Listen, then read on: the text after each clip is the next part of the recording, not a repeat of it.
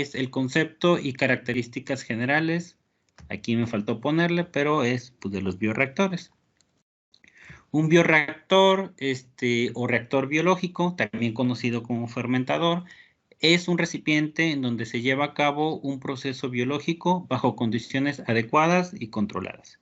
Este proceso puede involucrar organismos, células, tejidos o enzimas.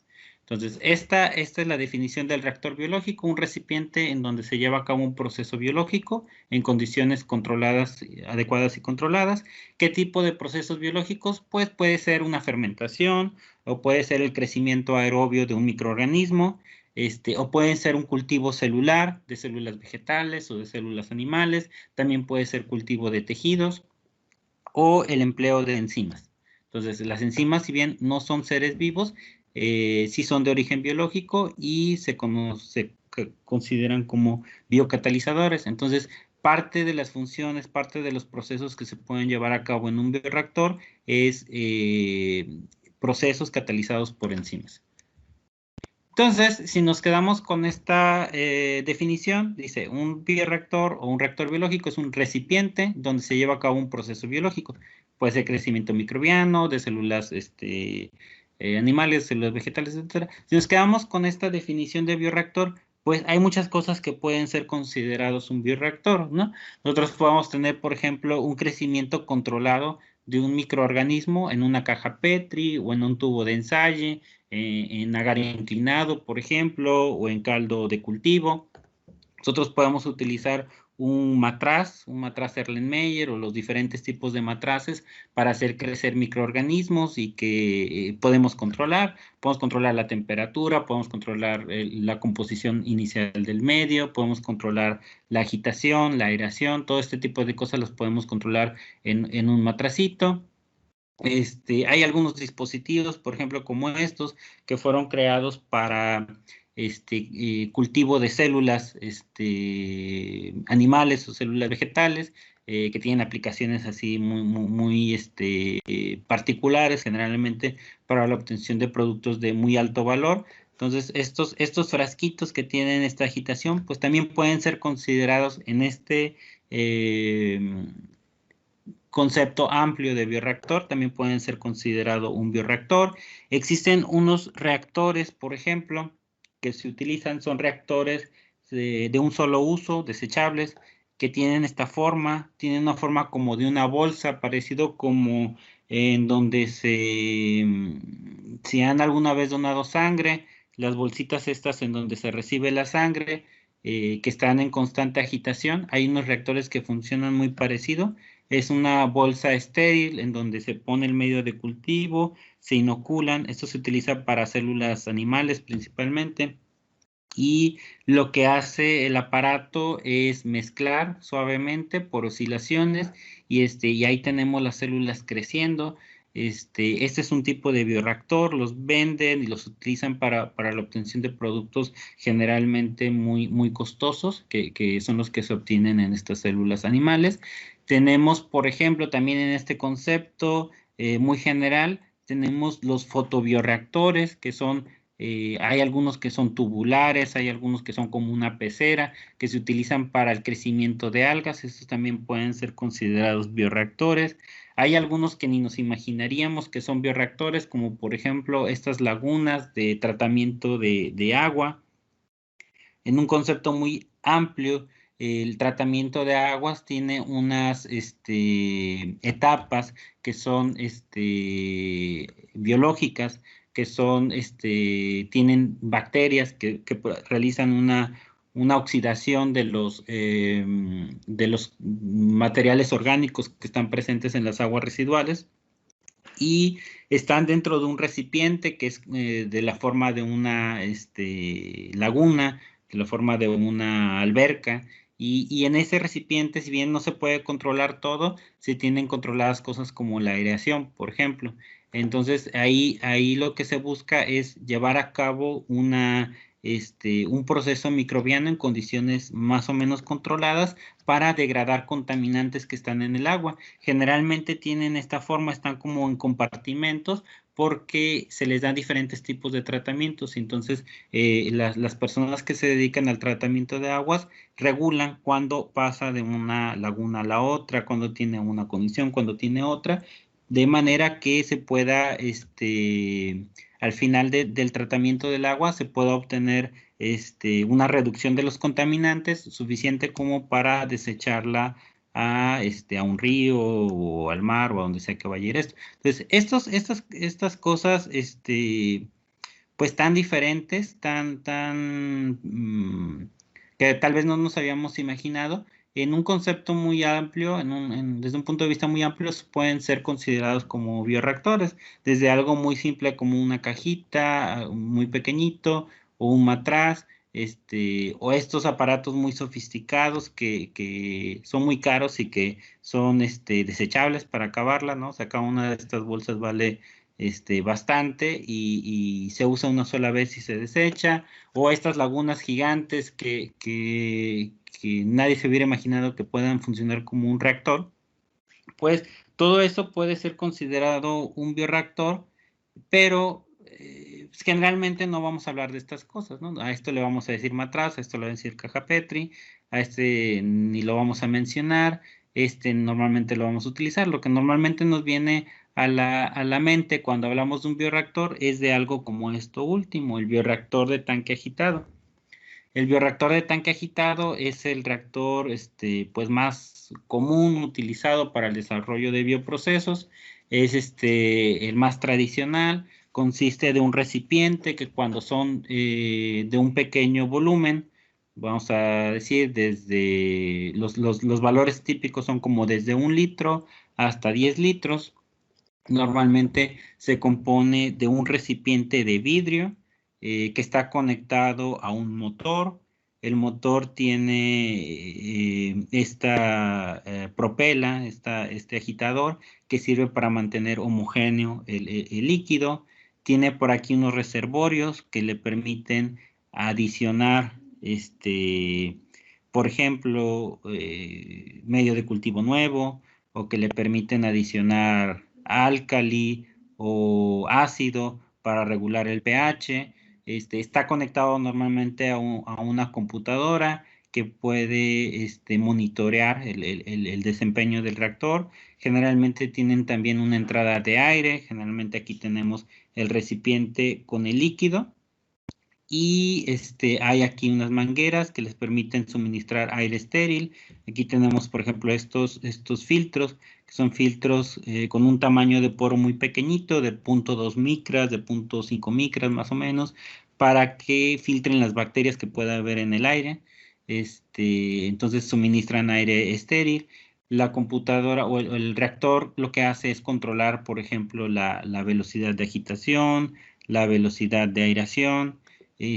Puede tener sensores, generalmente tiene sensores que miden el pH del medio, el oxígeno disuelto y la temperatura. Normalmente tienen un control de temperatura. Entonces, esto es lo que normalmente conocemos cuando hablamos de bioreactor. Nos referimos a un reactor de este tipo, generalmente un tanque de vidrio con agitación, con control de temperatura, con control de pH, generalmente todo controlado por una computadora, ya sea una computadora personal o una microcomputadora dentro del propio equipo. Esto es lo que nos imaginamos más o menos cuando hablamos de bioreactor, pero en un contexto amplio, pues todo esto también puede ser considerado bioreactor, ¿no? Entonces, pues bueno, nos vamos a enfocar principalmente en este tipo de reactores, que son como los reactores tradicionales.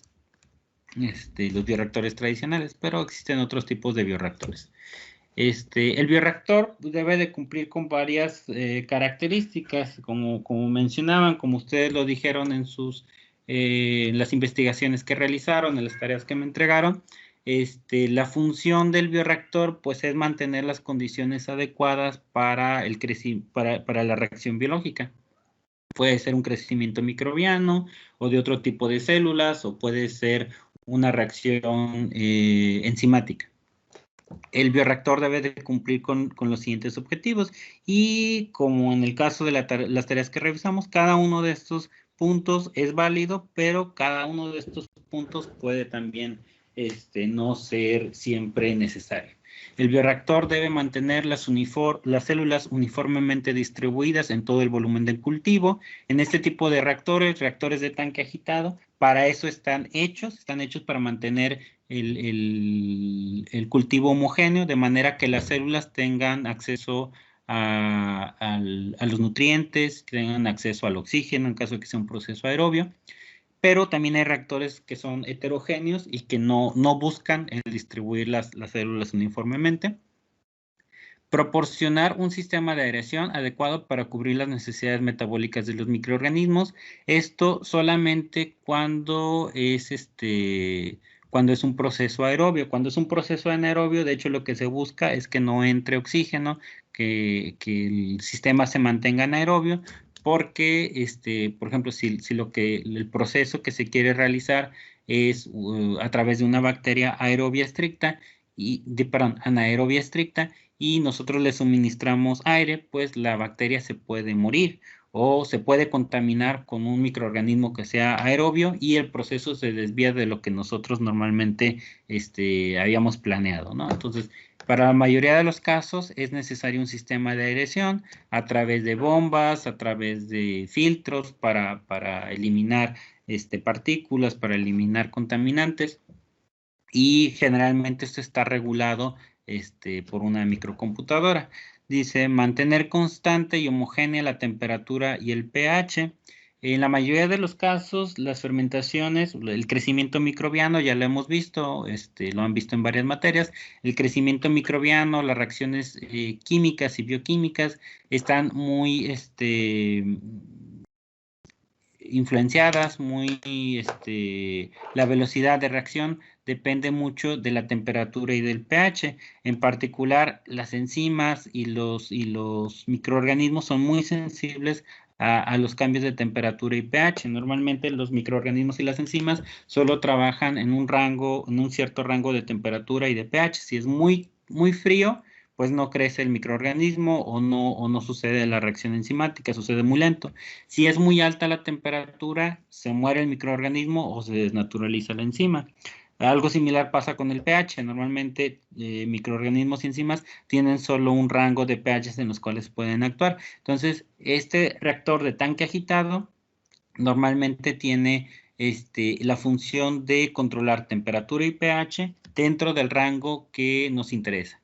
Hay algunos casos peculiares en donde, por ejemplo, en la digestión anaerobia, lo que se busca es que la temperatura se incremente solita, para que al final del cultivo los microorganismos queden inactivos, ¿no? Es una especie de autoesterilización en donde durante el proceso de transformación de los materiales, les estoy hablando de la digestión anaerobia que se utiliza para el tratamiento por ejemplo, de basura o de residuos, por ejemplo, del drenaje o de estiércol.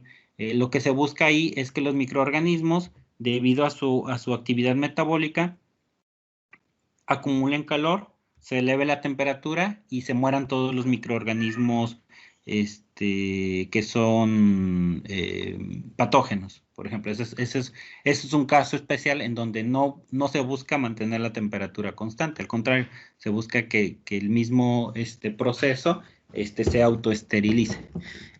Minimizar los gradientes de concentración de nutrientes. El reactor de tanque agitado es lo que busca, que la concentración de nutrientes y de productos y de células y de todo sea constante en todo el volumen, pero más adelante vamos a ver que hay algunos tipos de reactores, los conocidos como reactores de flujo pistón, en donde lo que se busca precisamente es que haya un gradiente de concentración de nutrientes. En el caso de los reactores de tanque agitado, se busca prevenir la sedimentación y la floculación, pero igual hay algunos tipos de reactores que se basan en este tipo de fenómenos para lograr un proceso en particular. Estamos hablando de los lechos fluidizados y los lechos empacados. Los reactores de lecho empacado y los reactores de lecho fluidizado son unos tipos particulares de reactores que se aprovechan de estos fenómenos. Mantener un ambiente aséptico, en la mayoría de los casos, muchos productos lo que se busca es que las condiciones sean tales que solamente crezca el microorganismo que nosotros estamos inoculando. Si nosotros queremos, por ejemplo, producir cerveza, lo que queremos es que crezca la levadura y que produzca alcohol. Si entra una bacteria, pues seguramente va a disminuir la cantidad de alcohol que se produzca, probablemente se van a producir otro tipo de metabolitos que no van a ser agradables y probablemente el producto no vaya a cumplir con las características que se espera. Sin embargo, hay algunos procesos, por ejemplo, todo esto que tiene que ver con tratamiento de residuos, en donde pues lograr un ambiente aséptico es imposible, ¿no? Hay un montón de microorganismos y los microorganismos van a hacer pues, lo que tienen que hacer. Una función del bioreactor es reducir lo más posible el tiempo de proceso, y de hecho esa es la razón de ser de los bioreactores. Nosotros podríamos, si nos regresamos a esta diapositiva, todo lo que hacemos en el bioreactor lo podríamos hacer probablemente en cajas Petri o en matracitos. Sin embargo, imagínense cuánto tiempo o cuántos matracitos se requerirían para producir lo que se puede obtener en un reactor, ya no digamos de 10 litros, en un reactor de 100 litros, en un reactor de 1 metro cúbico, de 100 metros cúbicos, ¿no? Entonces, una de las razones por las cuales se desarrollaron los bioreactores es precisamente para reducir el tiempo del proceso, para disminuir la cantidad de mano de obra. Podríamos poner a un montón de gente a hacer fermentaciones en pequeños matracitos, o podemos tener un aparato automatizado en donde en un solo equipo se pueda llevar a cabo la producción de cientos o miles de matracitos, ¿no? Aquí dos aspectos importantes: el mantenimiento de un ambiente aséptico para todos los casos en donde queremos un cultivo de un microorganismo solo, y condiciones aeróbicas para todos los casos de reacciones o de, ¿cómo se dice? Pues sí, reacciones biológicas aerobias, cultivos microbianos aerobios, por ejemplo. Entonces, hay algunos microorganismos que requieren condiciones anaerobias, entonces en esos no importa la aireación. Características generales de los reactores, y estamos hablando aquí solamente de este tipo de reactores. Hay muchos tipos de reactores, pero vamos a hablar nada más como de los más comunes. Los más comunes son de este tipo, son reactores de tanque agitado. Y bueno, estos los podemos encontrar desde pequeños reactores a nivel laboratorio que pueden tener un volumen de 100 mililitros o de 1 litro, hasta 10 litros generalmente, o podemos tenerlos también en reactores industriales que generalmente ya son de otros materiales y que pueden llegar a tener volúmenes de varios metros cúbicos. Entonces, estos reactores pues, son los más comunes, los más utilizados, y por eso nos vamos a centrar por el momento en este tipo de reactores. Dice, deben estar provistos de mecanismos de agitación y aireación. Normalmente es un motor que generalmente está en la parte de arriba, está conectado con una flecha a estos impulsores. Los impulsores pueden ser de diferentes tipos, vamos a verlo más adelante, los diferentes tipos de impulsores. Están estos de paletas planas, pero hay de diferentes formas. Están unos que tienen forma de propela, están unos que son paletas, pero que están en un ángulo de 45 grados. Hay pues diferentes tipos de impulsores conectados a este motor, y la función de esto es mantener homogénea la composición del medio, y combinado con el sistema de aireación. Normalmente la aireación se lleva a cabo desde abajo.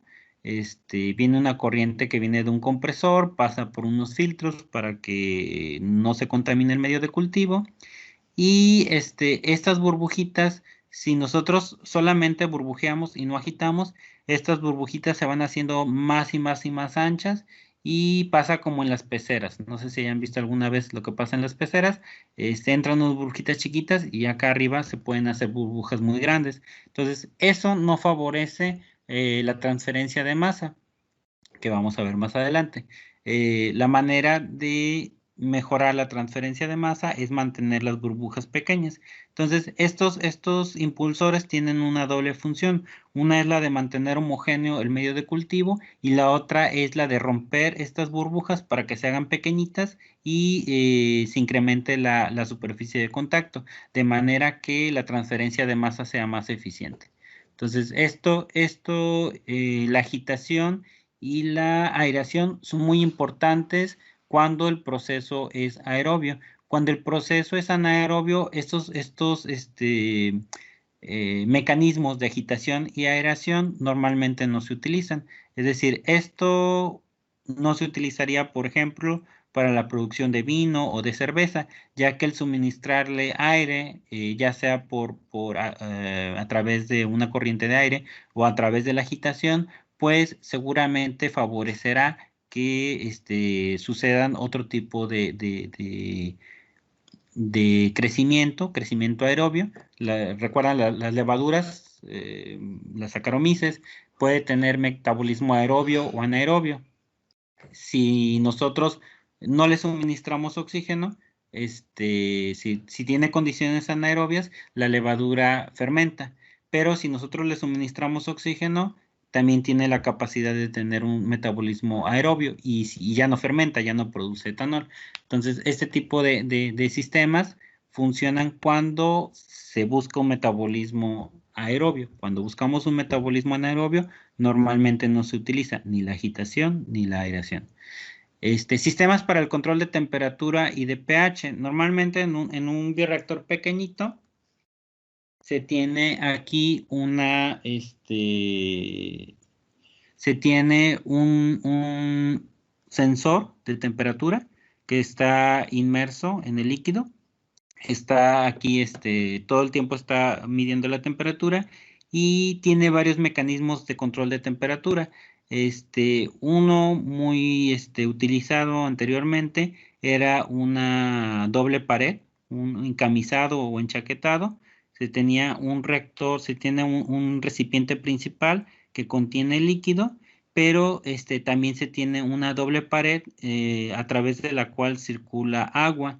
Esta agua puede servir tanto para calentar, para subir la temperatura del reactor cuando la temperatura exterior es muy fría, como para enfriar. Principalmente se utiliza para enfriar, pero por ejemplo en casos en donde la temperatura es muy baja, pues también se requiere de calentamiento. El calentamiento también se puede llevar a cabo con unas camisas eh, sólidas, no recuerdo cómo se llaman, pero así también se llaman jacket, le dicen, pero son de plástico y dentro del plástico tienen unas resistencias eléctricas. Entonces, si se requiere calentar el reactor, el sensor le manda la señal a la computadora de que está demasiado frío y la computadora enciende la resistencia, le hace pasar corriente eléctrica para que se genere calor, de manera que se controla la temperatura a un valor determinado.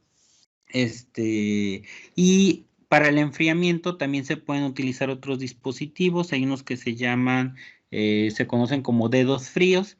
Es un dispositivo que funciona por un método que se llama Peltier, que se conecta aquí en la parte de arriba del reactor, está inmerso y entonces mediante un mecanismo electrónico que yo no termino de comprender, pues enfría. Son unos aparatitos parecido a la resistencia que se utiliza para calentar el agua cuando uno no tiene boiler. Es algo parecido, o sea, por fuera es parecido, pero en lugar de calentar enfría.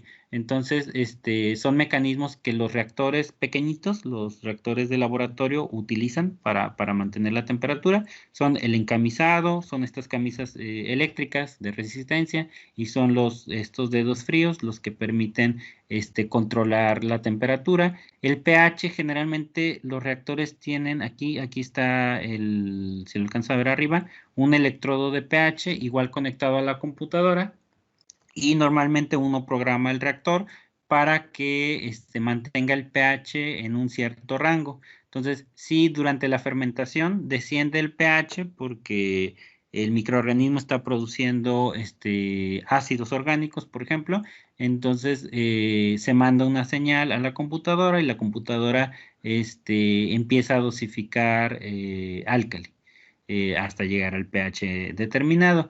Si se le pasa y se alcaliniza, bueno, entonces empieza a agregar ácido. Entonces, esto normalmente todo está controlado electrónico. Les estoy hablando de los reactores pequeños, los reactores de laboratorio.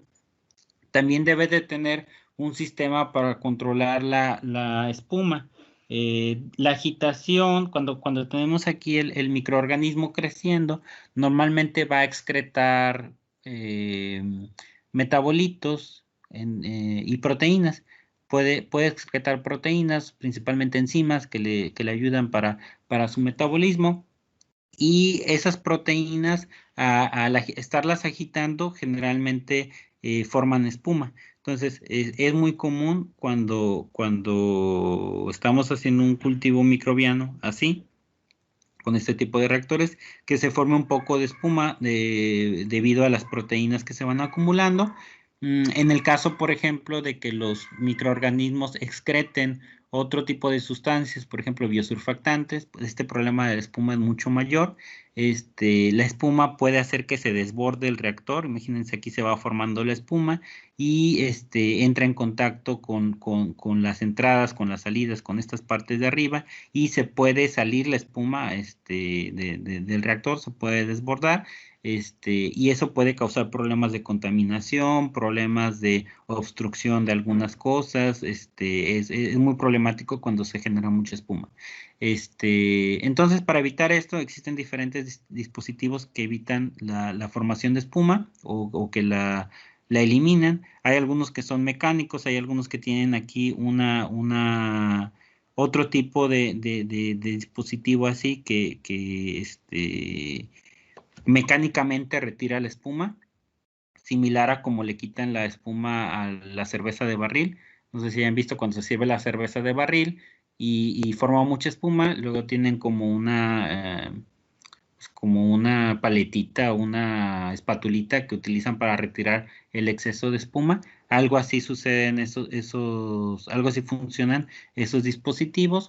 O también puede tener un sistema en el cual tienen un detector, un sensor que detecta cuando la espuma está llegando muy arriba y puede estar conectado al controlador y el controlador puede tener una bombita específica para agregar un antiespumante.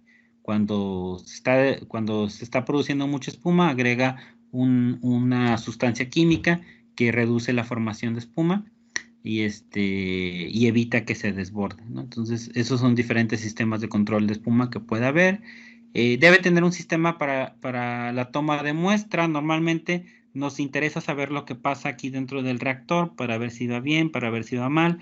Los sensores nos dan alguna información de la temperatura, del pH. Hay algunos que tienen sensores para medir el crecimiento en línea o para medir la concentración de algún metabolito, pero casi siempre es necesario tomar muestras para analizar, para ver cómo va la producción.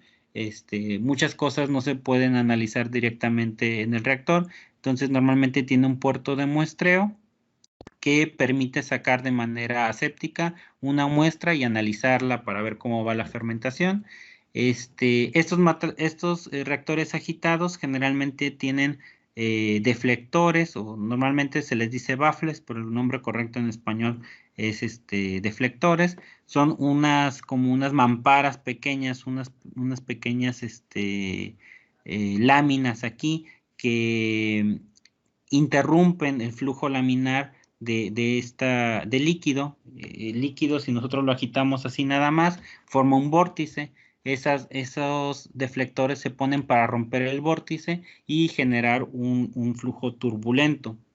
Esto tiene la ventaja que mejora la transferencia de calor, mejora la transferencia de masa y permite generalmente un mejor control del proceso. No en todos los dispositivos se utilizan este tipo de instrumentos, en particular, por ejemplo, para el cultivo de células vegetales, de microalgas y sobre todo de células animales que son muy sensibles al estrés de corte. Generalmente se utilizan otros mecanismos para homogenizar, ya que estos son demasiado severos y pueden causar la muerte celular. Este es un reactor, esto que estamos viendo aquí es la configuración de un reactor pequeño de laboratorio generalmente. Generalmente son de vidrio y tienen todas estas cosas. Ya en la industria normalmente se utilizan reactores de otras dimensiones, mucho más grandes, de al menos 1 metro cúbico, pero esto puede ir a mucho más, puede ser de 100 metros cúbicos, por ejemplo. Los bioreactores utilizados a nivel industrial deben disponer de una camisa externa a través de la cual se proporciona vapor. Esto se utiliza o agua fría, esto se utiliza para mantener la temperatura constante, para esterilizar. Un bioreactor de nivel laboratorio, lo que normalmente se hace es se desmonta el tanque, se quita el tanque de vidrio, ese se introduce a un autoclave y se esteriliza el recipiente con todo y líquido, el medio de cultivo y el recipiente se esterilizan juntos. Cuando tenemos reactores ya más grandes, estamos hablando de, por ejemplo, 50 litros, 100 litros, 1000 litros o más de esto, pues es imposible meter un reactor completo en un autoclave para esterilizar. Entonces, lo que se hace normalmente es estos reactores que son más grandes, están construidos de acero inoxidable y tienen una doble pared, y para esterilizar el reactor se utiliza unas instalaciones de generación de vapor, una caldera. Entonces, todas estas tuberías, bueno, algunas de estas tuberías que se ven aquí en la diapositiva, estas tuberías, algunas de ellas son de vapor, se hace pasar vapor alrededor del reactor para que se caliente, para que alcance una alta temperatura. Sería imposible meter este reactor dentro de una autoclave para esterilizarlo, pero lo que se puede hacer es hacerle pasar el vapor aquí para que alcance la temperatura de esterilización y poder tener condiciones asépticas. También esta doble pared se puede utilizar para mantener la temperatura. Por ejemplo, se le puede hacer pasar agua fría para disipar el calor metabólico, o se puede hacer pasar agua caliente para mantenerlo a una temperatura más alta. Esto puede estar controlado electrónicamente, por ejemplo. Pues bueno, estas son las funciones de la doble pared. Cuando los fermentadores son de un gran tamaño, a veces la doble pared no es suficiente, ya que en los reactores de tanque agitado o en cualquier tipo de reactor, la doble pared solamente tiene contacto con la superficie del cilindro. Esos normalmente son cilíndricos y solamente está limitada el área de contacto a la superficie exterior, solamente se hace la transferencia por esta pared. Entonces, conforme el reactor se va incrementando en tamaño, esta transferencia de calor se hace menos eficiente porque hay que disipar cada vez más calor. Y si nosotros incrementamos, por ejemplo, el volumen al doble el volumen del reactor al doble, se incrementa el calor generado, se incrementa al doble, pero la superficie de contacto no se incrementa al doble. Entonces, este dispositivo de la camisa externa deja de ser eficiente para reactores muy grandes, por lo tanto se tienen que buscar otro tipo de formas de transferir calor al reactor. Algunos de los dispositivos que se utilizan son espirales internas, pueden ser varios espirales internos a través de los cuales se les puede pasar agua caliente, agua fría o vapor. O para reactores muy grandes lo que se llega a hacer es tener una bomba que lo que hace es hacer pasar el líquido a través de un intercambiador de calor. Cuenta que tiene una bomba que está sacando el líquido que está aquí y lo pasa a través de un intercambiador de calor y lo regresa al reactor. Es decir, si aquí no podemos hacer una buena transferencia de calor, lo que podemos hacer es recircular el líquido y estarlo pasando por un intercambiador de calor que es mucho más eficiente. Entonces, esas son las alternativas. De hecho, muchas veces los reactores de gran volumen, el medio de cultivo no se esteriliza en el reactor, sino que se esteriliza al pasar a través de un intercambiador de calor, algo similar a la ultrapasteurización.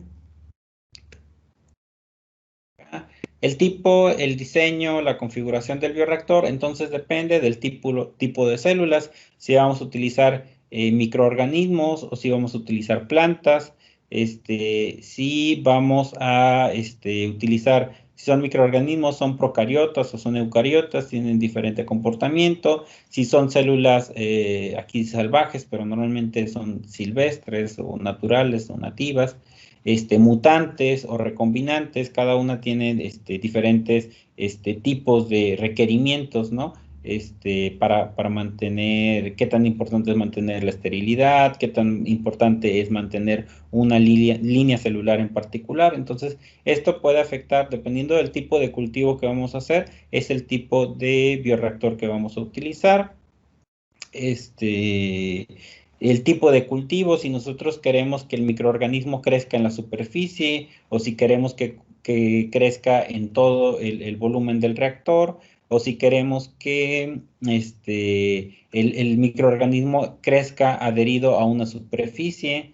Pues bueno, son diferentes tipos de cultivo. En ocasiones no hay microorganismos, lo que hacemos es utilizar una enzima. La enzima puede estar libre o la enzima puede estar inmovilizada. Entonces, todo esto determina qué tipo de bioreactor vamos a utilizar.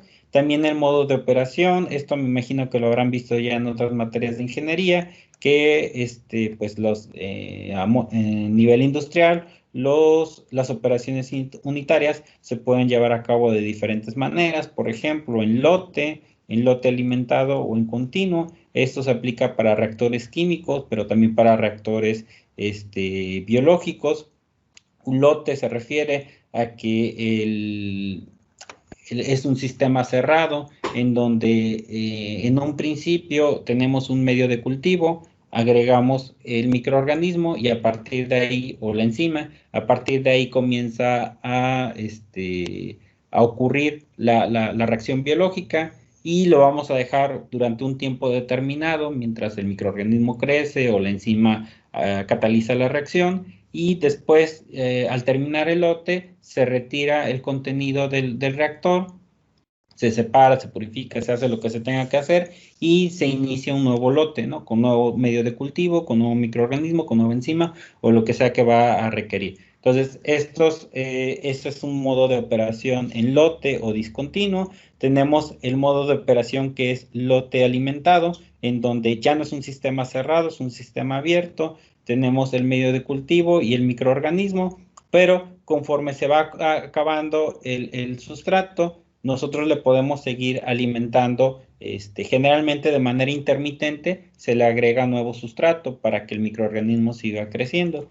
Y después tenemos el modo de operación continuo, que es en donde el microorganismo está, bueno, en el reactor está ocurriendo la reacción biológica, pero continuamente se está agregando nuevo medio de cultivo y se está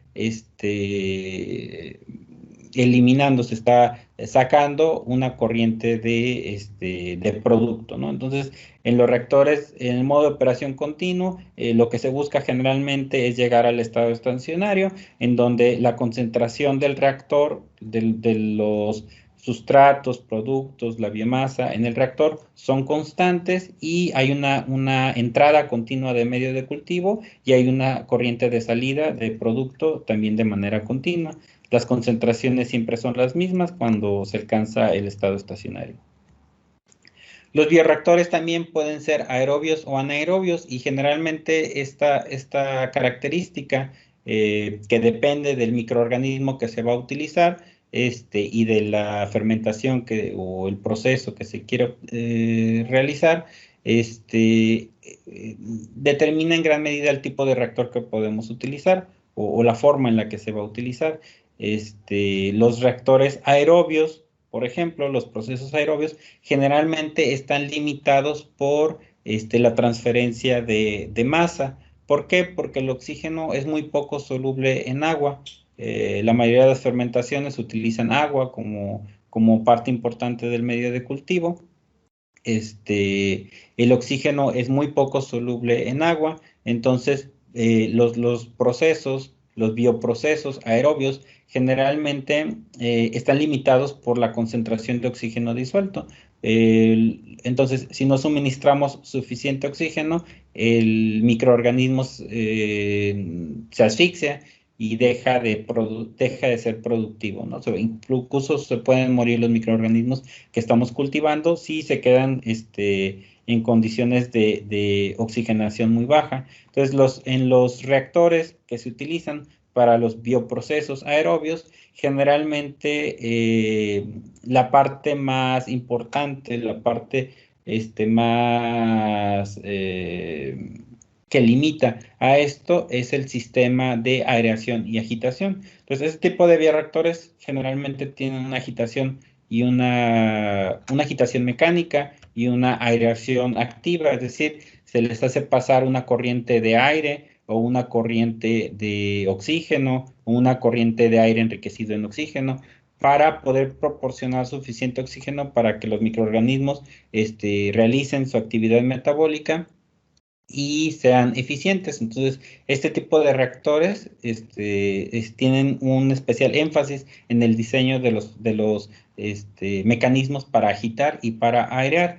Y en los procesos anaerobios, pues esa transferencia de masa, o al menos la transferencia de oxígeno, no es tan importante y lo que se busca es que no entre oxígeno en el tanque, porque se puede desviar el metabolismo hacia otro proceso o se puede contaminar también el proceso y desviarse de lo que se estaba buscando. Entonces, estos reactores anaerobios generalmente son de construcción más sencilla. Los reactores aerobios, o para los procesos aerobios, pues tienen una parte del diseño de estos mecanismos que es bastante más compleja. El tamaño de los bioreactores también depende mucho de la aplicación que se les quiera dar. Por ejemplo, para producir antibióticos, aminoácidos y levaduras, se utilizan reactores que van desde los 50 hasta los 500 metros cúbicos. Estos reactores son bastante grandes porque la demanda de este tipo de productos es alta. Los antibióticos se utilizan pues mucho en aplicaciones terapéuticas y generalmente se consumen cantidades pues importantes. Los aminoácidos se utilizan para pues como suplementos, algunos también tienen aplicaciones médicas, son parte de algunos medicamentos, se utilizan para producir edulcorantes, por ejemplo, o se utilizan como aditivos en algunos alimentos para complementar las proteínas, para hacerlo más nutritivos. Entonces, son productos que se consumen en cantidades relativamente altas. Pues las levaduras, hasta donde yo sé, se utilizan principalmente como inóculo, ¿no? Para panadería, para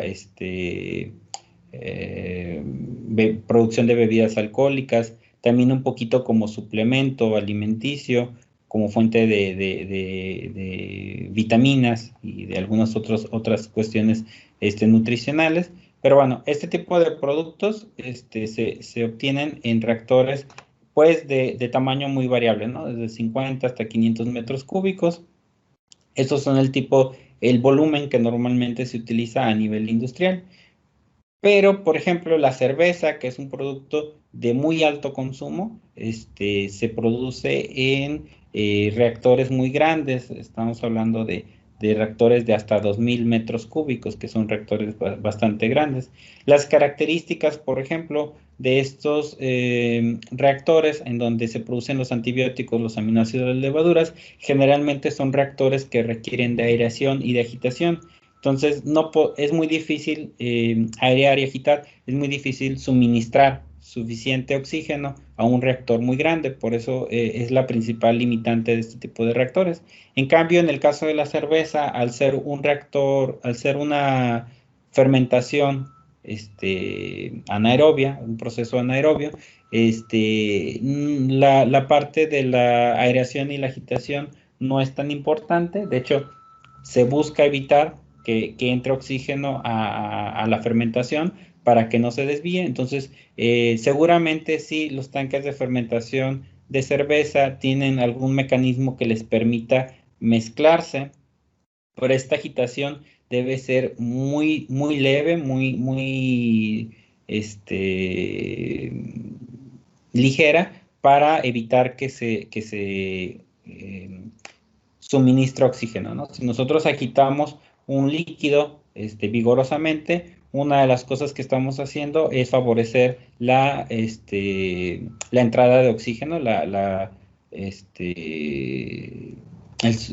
transferencia de oxígeno a líquido. Entonces, en el caso de las fermentaciones alcohólicas, el alcohol, perdón, la fermentación se puede desviar a un crecimiento aerobio si es que hay mucho oxígeno disuelto. Por eso, generalmente en estos tipos de procesos no se busca ni mezclar, ni agitar, ni airear. Entonces, esto nos permite hacer unos bioreactores que son muy sencillos, muy simples, son reactores estáticos generalmente, y pueden ser de un volumen muy grande, hasta 2000 metros cúbicos. Probablemente alguno de ustedes haya ido a una visita a una industria cervecera y habrán visto los tanques de fermentación, como son unas estructuras gigantes y bastante sencillas. Bueno, eso es también un bioreactor, porque es un dispositivo que permite que se lleve a cabo la fermentación dentro de él. Generalmente se conocen como tanques de fermentación o fermentadores, y pues son de los reactores más sencillos que hay. En el tanque, en el tratamiento de aguas, por ejemplo, también se utilizan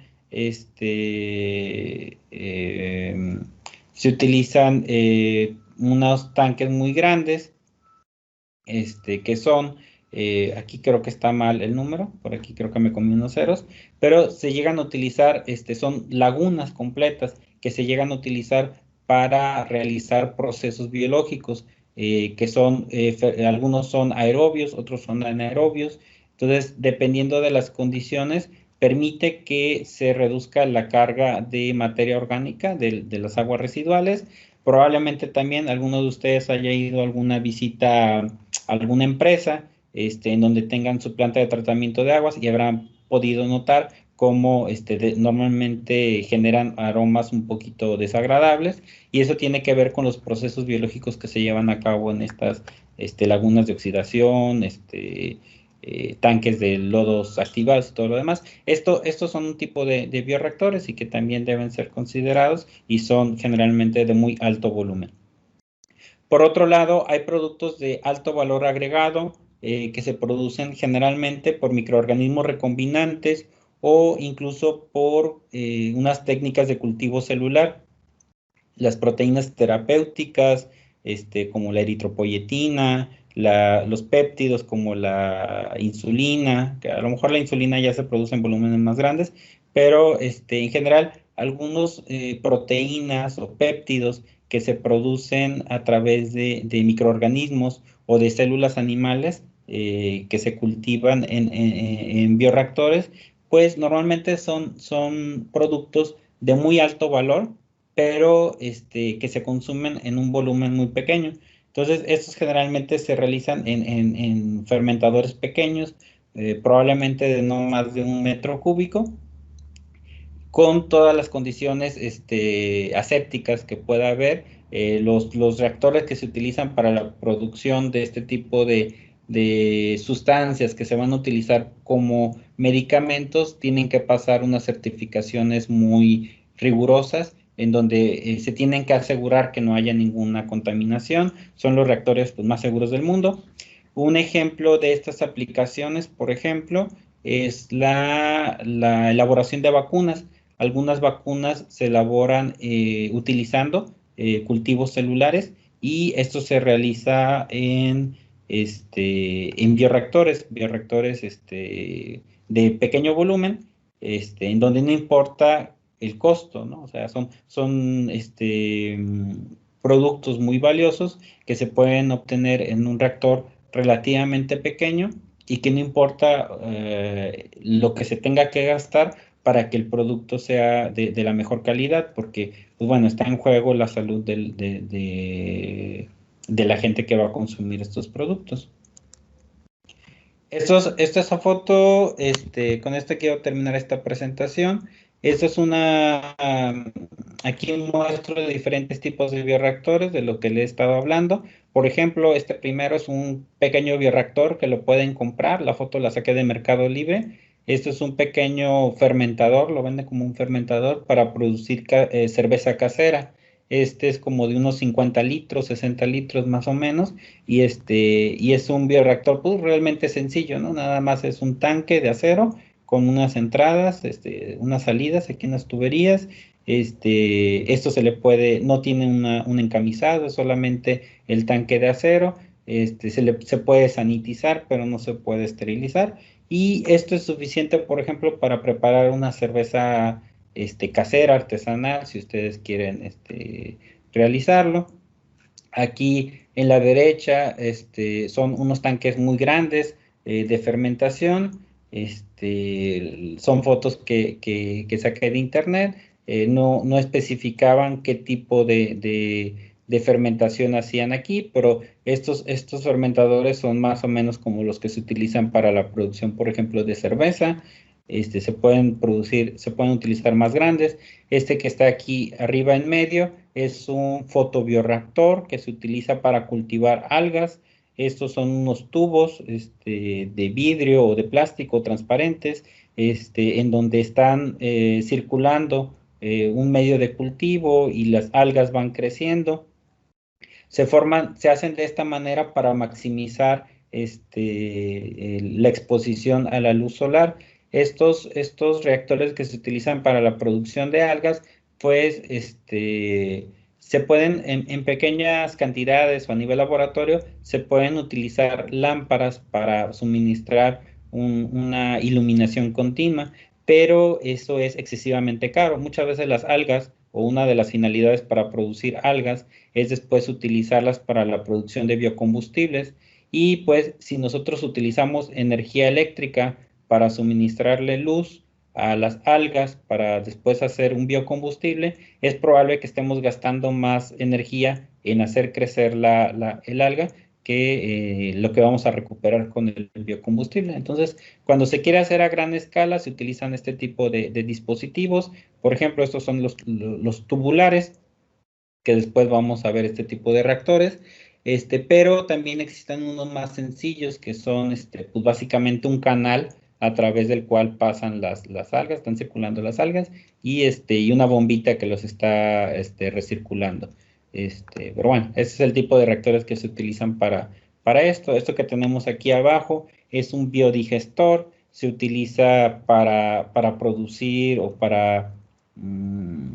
se utiliza para degradar residuos orgánicos, por ejemplo, residuos del agroindustriales, ¿no? La paja que queda cuando hacen cuando cosechan los cultivos, las excretas de los animales, diferentes residuos, incluso la basura, por ejemplo, orgánica, que se genera en los domicilios, ¿no? En las casas, se puede tratar mediante digestión anaerobia y en este proceso de digestión anaerobia lo que se hace es, con un consorcio microbiano, lo que se hace es una fermentación que produce, por una parte produce gas, el gas se puede recuperar y se puede utilizar como combustible. Me parece que este es el que está aquí, el tanque cilíndrico, con tapa cónica. Esa es, me parece que es en sí el biodigestor. Y esto que está aquí en la derecha, que tiene una tapa como de domo, me parece que es en donde se almacena el biogás. Y después el residuo sólido que queda se puede utilizar como un abono orgánico, ¿no? Entonces, esto también es un bioreactor. Son completamente diferentes, si se fijan, son completamente diferentes todos, pero todos se pueden considerar bioreactor de diferente tamaño, de diferente estructura, de diferente forma. Tenemos aquí abajo en medio unos reactores que se utilizan para la producción de vino, igual estos se conocen como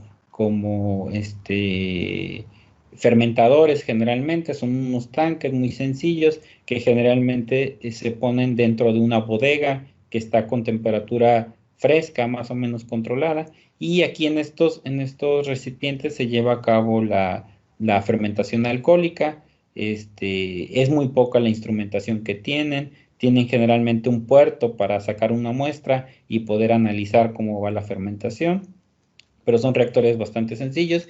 Y tenemos, por ejemplo, aquí en la esquina inferior derecha, un bioreactor completamente automatizado, completamente aséptico, que probablemente se utiliza para cultivo de células animales. Es el tipo de reactores que se utilizan en industria farmacéutica para algunos biofármacos muy importantes, algunos fármacos oncológicos, por ejemplo, algunas proteínas terapéuticas, y que estos, igualitos a estos, se están utilizando, por ejemplo, ahorita para producir las vacunas que se van a utilizar para prevenir esta enfermedad terrible del COVID-19.